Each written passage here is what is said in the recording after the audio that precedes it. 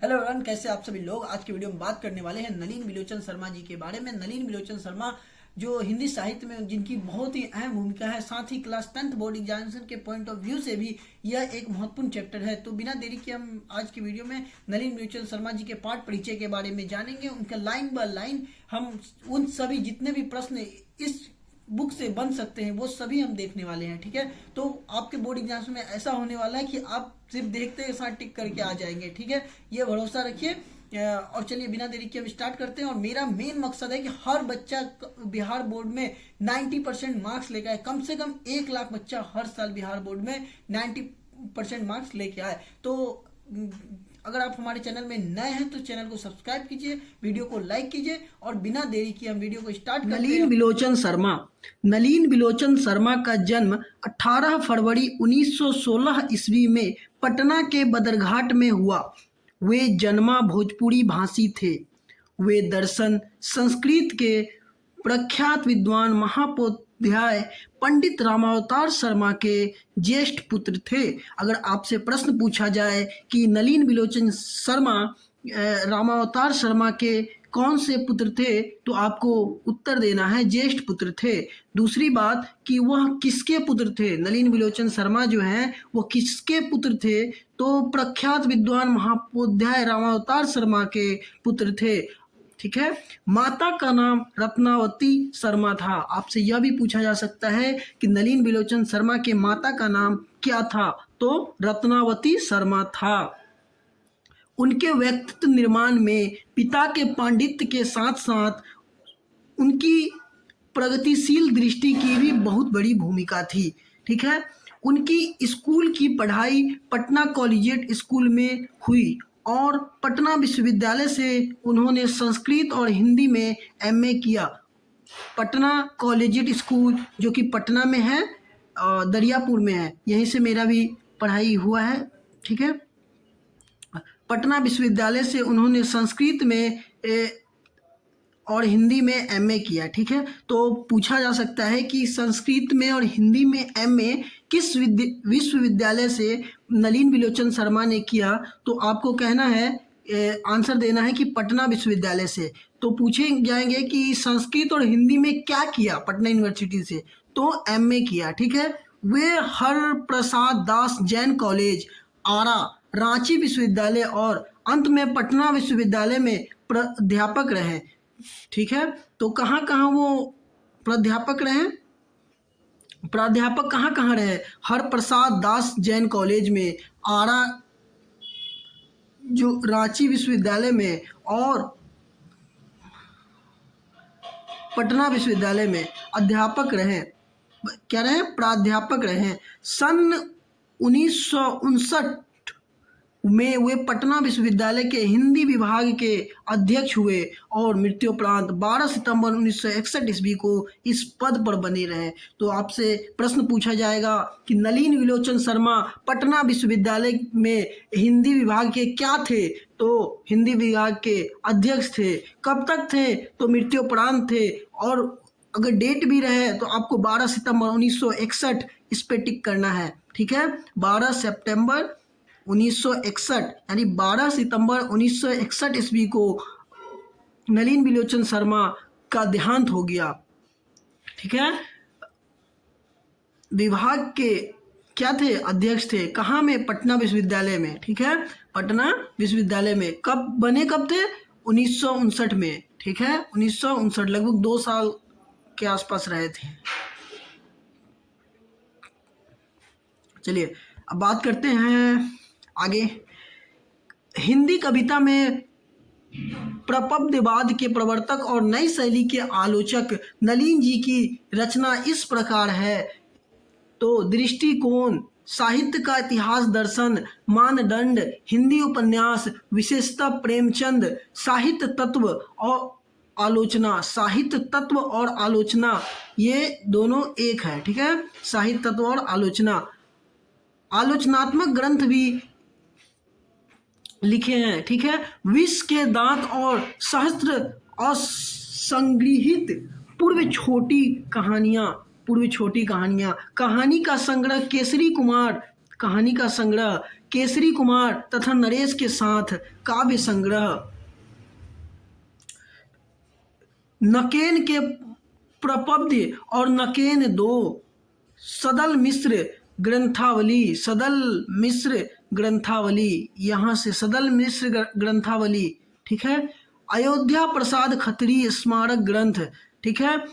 संत परंपरा और साहित्य, संत परंपरा और साहित्य आदि के संपादित ग्रंथ हैं, आदि इनके क्या हैं, संपादित ग्रंथ हैं। आलोचकों के अनुसार प्रयोगवाद का वास्तविक प्रारंभ नलिन विलोचन शर्मा की कविताओं से हुआ है और उनकी कहानियों में मनोवैज्ञानिकता के तत्व समग्रता से उभर कर आए, ठीक है। तो आलोचकों के अनुसार आपसे प्रश्न पूछा जाएगा, ये वाला सेक्शन तो आपका बहुत ही इंपॉर्टेंट है, यहाँ से लेकर यहाँ तक आपको इसको बार बार पढ़ना है। क्या पढ़ना है? ताकि आपको ये याद हो जाए। इतिहास, ये जैसे दृष्टिकोण, साहित्य का इतिहास दर्शन, ये भी आपका बहुत इंपॉर्टेंट है, ठीक है। ये सब आपको याद रखना है, एक बार पढ़ लेना है आपको। ये और ये साहित्य तत्व और आलोचना, ये आलोचनात्मक ग्रंथ, ये सब आपको याद रखना है। ये तो आपको पता ही होगा, इसके दांत और शास्त्र आपको याद रखना है, क्योंकि इससे ऑब्जेक्टिव प्रश्न बनेंगे। यहाँ से लेकर यहाँ तक से एक प्रश्न तो पक्का रहेगा यहाँ से, ठीक है।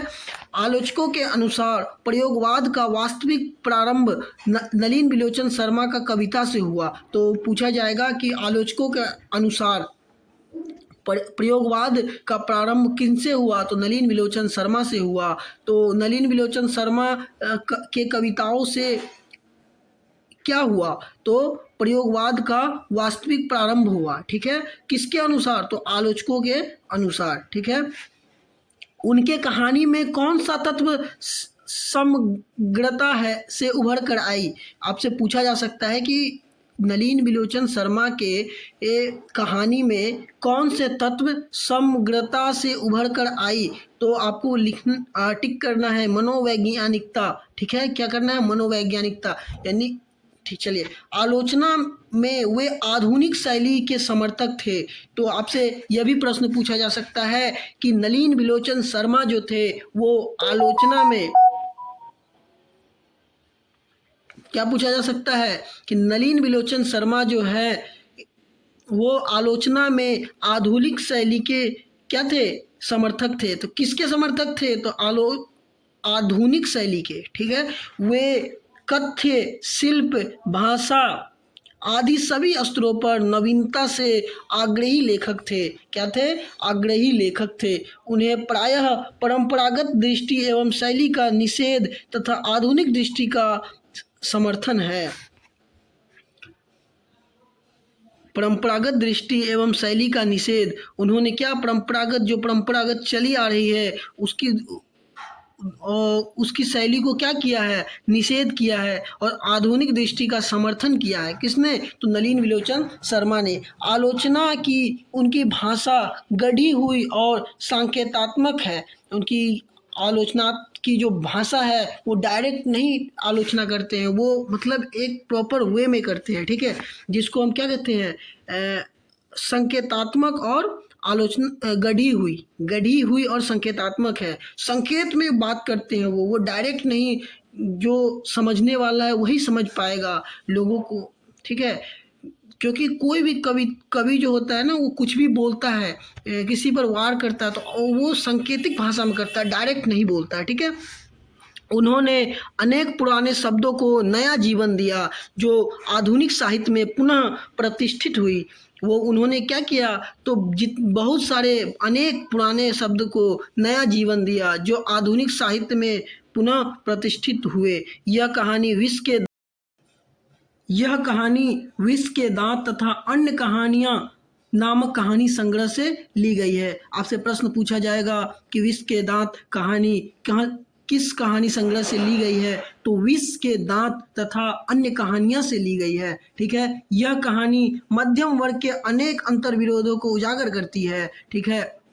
कहानी का जैसा ठोस सामाजिक संदर्भ है वैसा ही स्पष्ट मनोवैज्ञानिक आशय भी है। ठीक है। मतलब जैसा कहानी में आपको मतलब बताया जाएगा वो आपको स्पष्ट रूप से समाज में दिखेगा भी, और ऐसा मनोवैज्ञानिकता आपको दिखने को मिलेगा समाज में, ठीक है। आर्थिक कारणों से मध्य वर्ग के भीतर एक और सेन साहब जैसों की एक श्रेणी उभरती है, तो अपनी महत्वाकांक्षा और सफेद पोशी के भीतर लिंग भेद जैसे कुसंस्कार छिपाए हुए हैं। तो दूसरी ओर गिरधर जैसे नौकरी पेशा निम्न मध्य वर्गीय व्यक्ति की श्रेणी है, जो अनेक तरह के थोपी गई बंदिशों के बीच भी अपने अस्तित्व को बहादुरी एवं साहस के साथ बचाए रखने के लिए संघर्षरत है, ठीक है। यह कहानी सामाजिक भेदभाव, लिंग भेद, आक्रामक स्वार्थ की छाया में पलते हुए प्यार दुलार की कुपरिणामों को उभरती हुई सामाजिक समानता एवं मानवाधिकार की महत्वपूर्ण वानगी पेश करती है, ठीक है। तो इस कहानी में मेनली दो किरदार है। एक तो है कि क्या कहते हैं, एक है आर्थिक कारणों से मध्य वर्ग के भीतर एक सेन साहब है, ठीक है, और एक नौकरी पेशा निम्न मध्यवर्गीय कौन है जिसका नाम है गिरधर, ठीक है। तो सेन साहब और गिरधर के ऊपर यह कहानी है। तो अगले वीडियो में हम इस कहानी को देखेंगे, अच्छे से सुनेंगे, समझेंगे, और हम लोग जानने की कोशिश करेंगे कि कैसे सेन साहब और क्या नाम है सेन साहब और गिरधर किस प्रकार से उन लोगों का मनोवैज्ञानिकता है, सेन साहब के घर में किस तरह से कुसंस्कार छिपी हुई है, इन सभी बातों पर अगले वीडियो में देखेंगे। हम आशा करते हैं कि आप इसके बाद ऑब्जेक्टिव सेशन लगाएंगे और अपने से कुछ प्रश्न सॉल्व करने का ऑब्जेक्टिव प्रश्न सॉल्व करने का कोशिश करेंगे। हाँ जी, तो आप लोग उम्मीद करते हैं कि आप पूरे वीडियो देख लिए होंगे। यहाँ तक आए हैं तो ऑब्वियस है कि आप पूरे वीडियो देखे होंगे, आपको समझ भी आया होगा, ठीक है। तो आज हम आपको 5 ऐसे वर्ड देने वाले हैं जिसके बारे में आपको पता करके बताना है, ठीक है। तो पहला वर्ड है प्रपब्धवाद। प्रपब्धवाद क्या होता है, ठीक है। प्रयोगवाद क्या होता है, दर्शन क्या होता है, और आधुनिक शैली क्या होता है, और मानव अधिकार क्या होता है, इन सभी के बारे में आप सभी लिख लीजिए, ठीक है। और इन सभी के बारे में आपको पता करना, आप जहां से भी पता कीजिए, ठीक है। हमको कोई लेना देना नहीं है। आप मान लीजिए आप किसी के गूगल का सहारा ले लीजिए, आप अपने कोचिंग में जा रहे हैं वहां चले जाइए, आप स्कूल जा रहे हैं वहां चले जाइए, ठीक है। अपने बड़ों से पूछ लीजिए, किसी से भी पूछिए। ये 5 जो बोले, प्रपब्धवाद, प्रयोगवाद, दर्शन, आधुनिक शैली और मानव अधिकार, ये 5 शब्द जो है, इन सभी के बारे में आपको पता करके कमेंट सेक्शन में बताना है, ठीक है। चलिए, तब तक के लिए बाय।